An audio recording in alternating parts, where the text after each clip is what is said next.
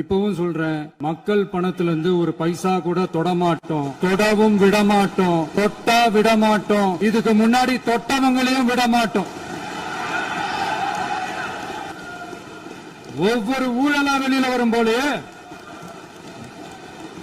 ஒவ்வொரு வேஷமா கலைஞ்சிரும் போல,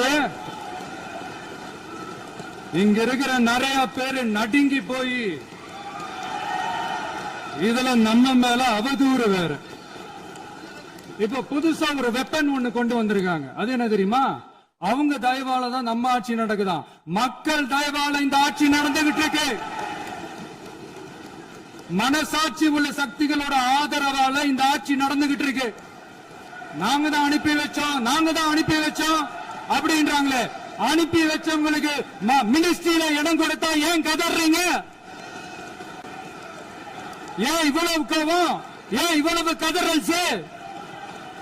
இதுல இன்னொரு முக்கியமான விஷயம், மார்க்சிஸ்ட் கம்யூனிஸ்ட் கட்சி நமக்கு ஆதரவு கொடுத்தது சுயேட்சையா எடுத்த முடிவுன்னு சொல்றாங்க. அதே மாதிரி இந்திய கம்யூனிஸ்ட் கட்சி நமக்கு ஆதரவு கொடுத்தது சுயேட்சையா எடுத்த முடிவுன்னு சொல்றாங்க.